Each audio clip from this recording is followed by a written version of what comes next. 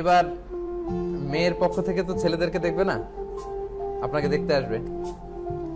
So সেক্ষেত্রে কি matter করে, অথবা আমি এভাবে বলতে পারি যে আপনাদের অবশ্যই বাসায় বোন আছে, সো আপনাদের বোনদেরকে যখন আপনি গার্ডিয়ান হিসেবে বিয়ে দিবেন তখন আপনি কি কি বিষয় দেখবেন?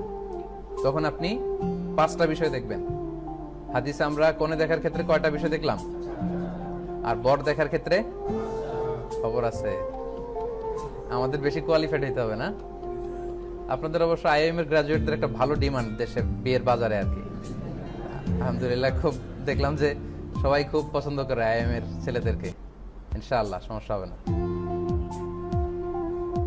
তো বরের ক্ষেত্রে আমরা বললাম যে 5টা জিনিস। সুনানে তিরমিজির একটা হাদিস বলি, এখানে 2টা পয়েন্ট আসছে যে কি দেখতে হয়।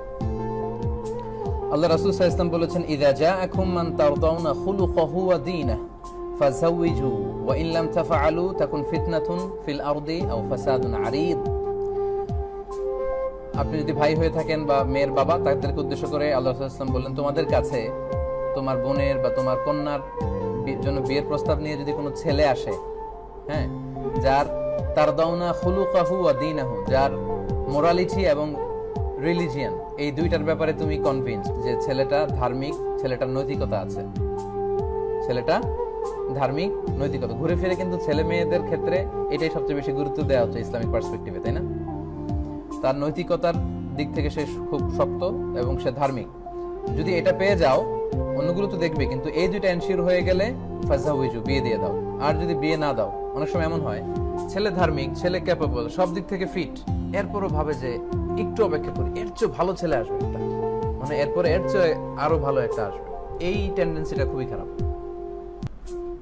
সব ঠিক আছে, সব দিক দিয়ে আমার মেয়ের সাথে যায়, আমার বোনের সাথে যায়, এরপরও না, ওয়েট করে দেখি যে এর চেয়ে ভালো ছেলে আসে কিনা, এর চেয়ে বড় লোক কেউ আসে কিনা, এর চেয়ে কোনো শেষ নাই, এর চেয়ে ভালো, এর চেয়ে ভালো, ভালোর কোনো শেষ নাই। এইভাবে ভালোর জন্য যদি বসে থাকি, তাহলে আল্লাহ রাসূল বললেন, ফিতনাতুন ফিল আরদ, পৃথিবীতে ক্যাওস তৈরি হবে, ওয়া ফাসাদুন আরিদ, এমন ফাসাদ তৈরি হবে এটা আর থামানো যাবে না। এবং এটা হচ্ছে, দেশে হচ্ছে। সব দিক দিয়ে ছেলে ক্যাপেবল, বিয়ের প্রস্তাব আসছে, কিন্তু তারা বলতেছে আর একটু দেখি, এটা একটু পেন্ডিং রাখি, যে দেখি তো আর ভালো ভালো কয়টা আসে কিনা। সো এই টেন্ডেন্সিটা ভালো না, ইসলামিক টেন্ডেন্সি না। আপনি সব দিক দিয়ে যদি ইতমিনান হন, আপনি বিয়ে দিয়ে দিবেন। তাহলে এই ক্ষেত্রে আল্লাহ রাসূল বললেন মোরালিটি আর রিলিজিয়ান, মোরালিটি এন্ড রিলিজিয়ান। আচ্ছা, 5টার 2টা গেল, আর কয়টা বাকি? 3টা। আপনারা মুসা আলাইহিস সালামের কথা জানেন। তিনি মিশরে এক লোক অন্যায় কাজ করাতে উনি একটা চপাটাঘাত করেছিলেন ওই লোককে। মুসা আলাইহিস সালাম চপাটাঘাত করেছেন যে তাকে একটু আদব শিক্ষা দেওয়ার জন্য, কিন্তু এই থাপ্পড় খেয়ে বেটা যে মরে যাবে এটা মুসা আলাইহিস সালাম অনুমান করতে পারেননি। তো বেটা তো মরে গেছে। এখন মুসা আলাইহিস সালাম ভাবলেন যে এই যে আমি মানে কি বললাম, মার্ডার করে ফেললাম, এখন তো ফেরাউন আমাকে ধরবে, কি করি, বাঁচার জন্য পালাই। মুসা আলাইহিস সালাম পালাতে লাগলেন, দৌড়াতে লাগলেন। দৌড়াতে দৌড়াতে মিশরের সীমান্ত শেষ করে উনি মাদিয়ান একটা এলাকা আছে সৌদি আরবের অন্তর্ভুক্ত, মাদিয়ানে চলে আসলেন। ওখানে আবার শুআইব আলাইহিস সালামের নবুয়তির এরিয়া। ঘটনা অনেকে জানেন, আমি খুব সংক্ষেপে বলি। ওখানে যেয়ে দেখলেন 2জন মেয়ে বসে কাঁদতেছে, অনেকগুলো ছাগল। উনি বললেন, ফামা খাতবুকুমা, কাঁদো কেন? তখন বললো যে আমরা তো একজন বৃদ্ধা বাবার 2জন কন্যা, আমরা মেষ চড়াই, পানি খাওয়াতে আসছি, কুয়ার ঢাকনাটা এত শক্ত, ছেলেরা এসে না তুললে আমরা তুলতে পারি না। আর ছেলেরা এবার আমাদের আগে এসে তাদের ছাগলকে পানি খাওয়ানো শেষ, চলে গেছে, এবার ঢাকনা লাগানো আর খুলতে পারতেছে না। মুসা আলাইহিস সালাম বললেন, এটা কোনো ব্যাপার হলো? কোথায় বলো। মুসা আলাইহিস সালাম ছিলেন খুব শক্তিশালী, উনি ঢাকনা উঠাই দিলেন, পানি খাওয়ানো হলো। এবার ঢাকনা যেটা উঠাতে অনেকগুলো ছেলে লাগে, অনেকগুলো শক্তিশালী পেশি পুরুষ লাগে, ওখানে মুসা আলাইহিস সালাম একাই এক হাতে তুলে ফেললেন। এটা মেয়েটা দেখলো, সফুরা ছিল তার নাম, দেখে তো পছন্দ করে ফেলছে। মানে যে মেয়েদের মধ্যে একটা বিষয় থাকে যে খুব স্ট্রং, খুব স্মার্ট ছেলেদেরকে পছন্দ করবে, এটা স্বাভাবিক। তো উনি এটা দেখে দেখলেন যে এত খুবই স্ট্রং, তার তো অনেক শক্তি আছে গায়ে।